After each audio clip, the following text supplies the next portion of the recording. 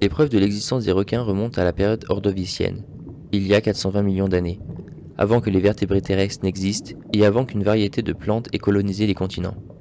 Beaucoup d'entre eux sont au sommet de leur chaîne alimentaire sous-marine, mais leurs populations sont menacées par les activités humaines.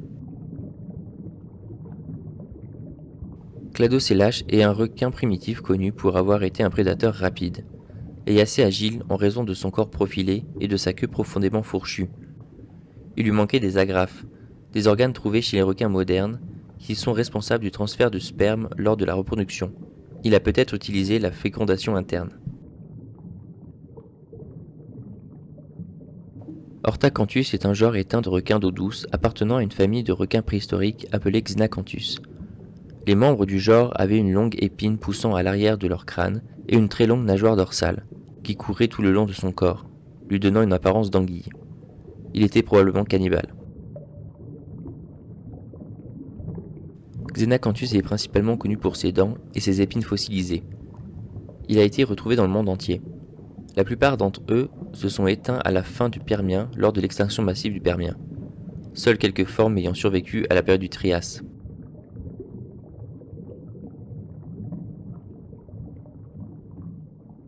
Les hybodontes ont été nommés et se distinguent en fonction de leur forme de dents coniques. Ils étaient probablement des nageurs lents et utilisaient leur paire de palmes pour se diriger et se stabiliser. Des facettes d'usure bien développées sur les dents de l'Isodus suggèrent que certains hybodontiformes ont écrasé leur nourriture plutôt que de la déchirer. Hybodus, un hybodontiforme typique, était considéré comme un nageur lent mais capable d'accélération occasionnelle, ce qui en fait un prédateur actif, capable de poursuivre ses proies.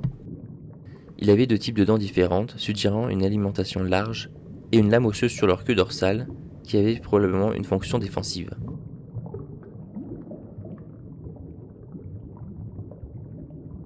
Bien qu'il n'y ait aucune preuve solide que des membres de l'espèce Psychodus vivent parmi d'autres espèces d'urophages, on pense que ce macroprédateur du Crétacé a été le précurseur du broyage, avec des dents en plaques également observées chez de nombreux autres requins et raies.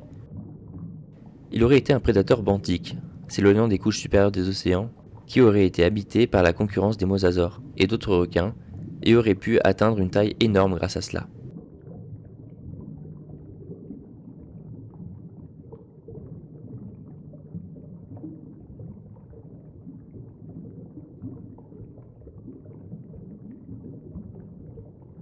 Le requin dormeur nécosame est une espèce docile à la nage lente qui se nourrit principalement d'invertébrés à carapace et de petits poissons osseux. La reproduction est ovipare. Les femelles pondant des œufs abritent en spirale dans des nids communs. Ils vivent à une profondeur maximale de 35 mètres sur des fonds rocheux ou des lits de varech. Cette espèce présente peu d'intérêt pour la pêche.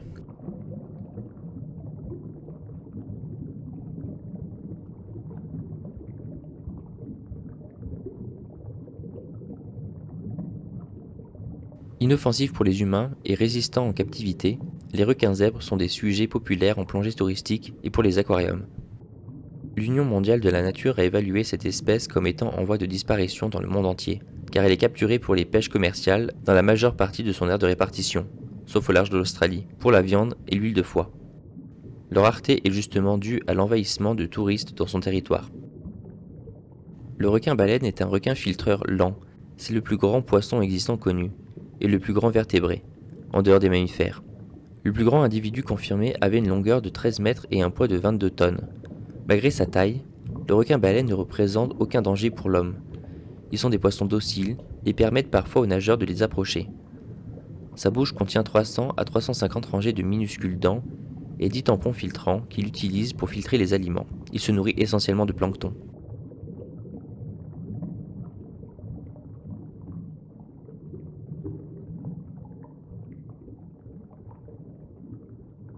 La caractéristique la plus distinctive des requins gobelins est son long museau en forme de truelle, beaucoup plus long que ceux des autres requins. Le museau contient des organes sensoriels pour détecter les signaux électriques émis par les proies des requins. En tant que dernier membre d'une ancienne lignée, il conserve plusieurs traits primitifs. Le requin gobelin a été décrit comme un fossile vivant. Diverses caractéristiques anatomiques du requin gobelin telles que son corps flasque et ses petites nageoires suggèrent qu'il est de nature lente. Comme ce n'est pas un nageur rapide, il est plutôt un prédateur embusqué.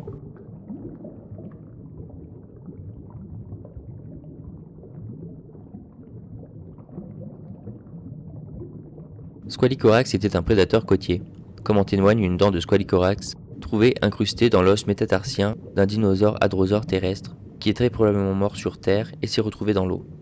Le requin devait être capable de se hisser sur la plage comme le font les orques aujourd'hui.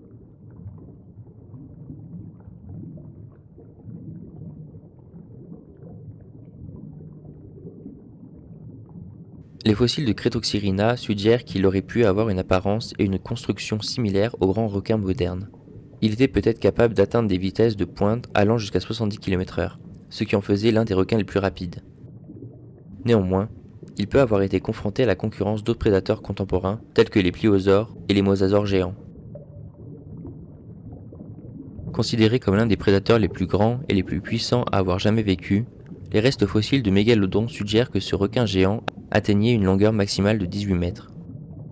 Comme le requin préférait les eaux plus chaudes, on pense que le refroidissement océanique associé au début des périodes glaciaires, couplé à l'abaissement du niveau de la mer et à la perte résultante de zones d'alvinage appropriées, peut également avoir contribué à son déclin. Les scientifiques suggèrent que le mégalodon ressemblait à une version plus trapue du célèbre grand requin blanc, mais comme le cartilage fossilise très mal, ils ne peuvent se baser que sur le reste de dents.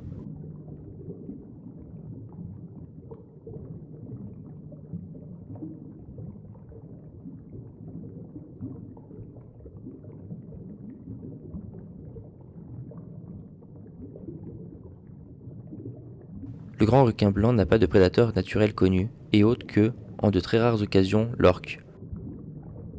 L'homme n'est pas la proie préférée du grand requin blanc, mais il est néanmoins responsable du plus grand nombre d'attaques de requins.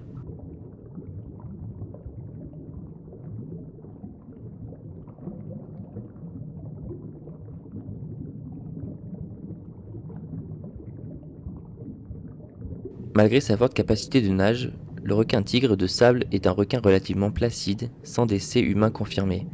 Contrairement aux autres requins, le tigre de sable peut avaler de l'air de la surface, ce qui lui permet d'être suspendu dans la colonne d'eau avec un minimum d'effort. Pendant la grossesse, l'embryon le plus développé se nourrit de ses frères et sœurs, une stratégie de reproduction connue sous le nom de cannibalisme intra-utérin. Le requin renard pélagique se caractérise par les lobes supérieurs très allongés de sa nageoire caudale. L'examen anatomique indique qu'il est peu probable qu'il ait un corps chaud comme les autres requins renards. Un système d'échange à contre-courant des réseaux sanguins qui empêche la chaleur métabolique de se dissiper dans l'eau, à l'intérieur de son tronc.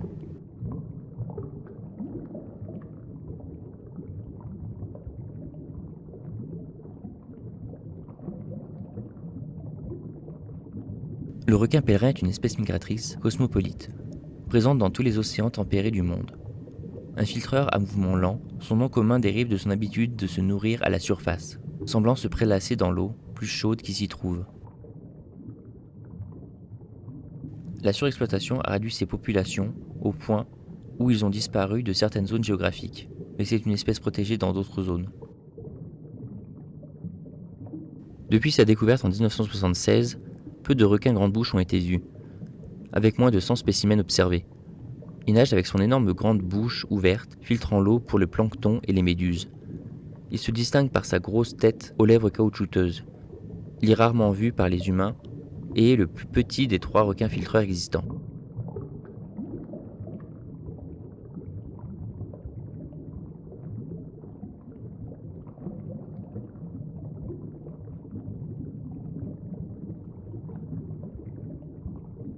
Le grand requin marteau attaque rarement les humains. Il se comporte parfois avec curiosité envers les plongeurs. Son corps profilé, avec le céphalophoïde expansé, est typique des requins marteaux. Les observations de cette espèce dans la nature suggèrent que le céphalophoïde a pour fonction d'immobiliser les répassonages, une proie privilégiée.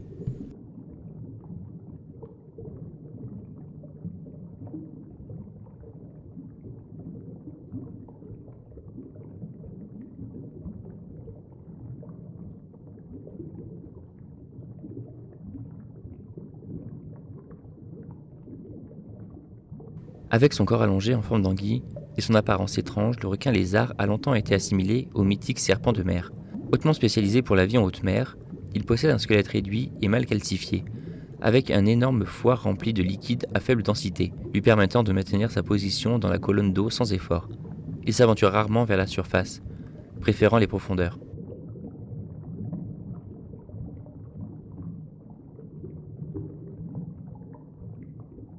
Bien que de nature lente, le requin grisé est capable d'atteindre des vitesses élevées pour chasser et attraper ses proies à l'aide de sa queue puissante.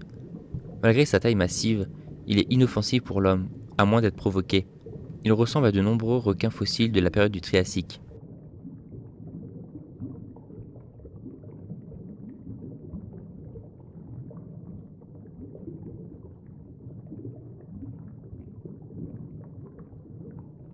Le requin chagrin est actuellement une espèce vulnérable principalement en raison de son exploitation par l'homme et de sa période de gestation anormalement longue, couplée à sa faible fécondité, empêchant leur population de se reconstituer. Ils atteignent leur maturité vers l'âge de 12 à 16 ans pour les femelles.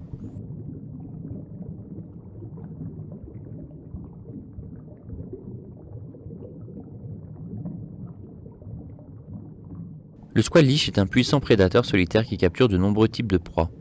Une pêche ciblant cette espèce a existé au large des Açores, des années 70 aux années 90, mais s'est effondrée en raison de la surpêche et de la chute du prix de l'huile de foie.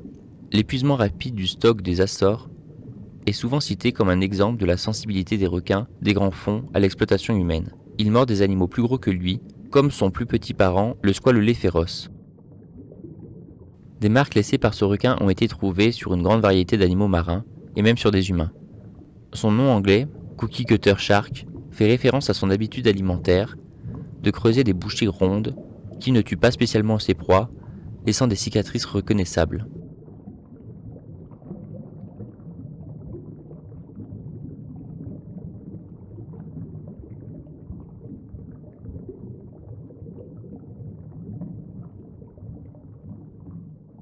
Le requin du Groenland a la plus longue durée de vie connue de toutes les espèces de vertébrés, estimée entre 300 et 500 ans, et fait partie des plus grandes espèces de requins existantes. Il y a une forte concentration de N-oxyde de triméthylamine dans ses tissus, ce qui rend sa peau toxique.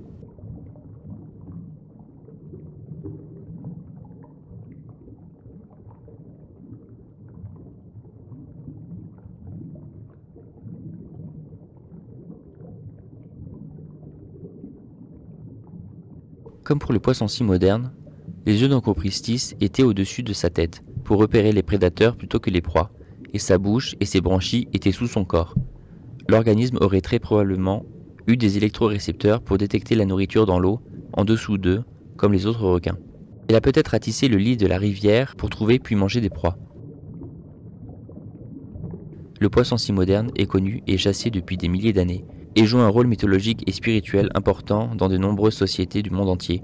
Ils sont généralement inoffensifs pour l'homme.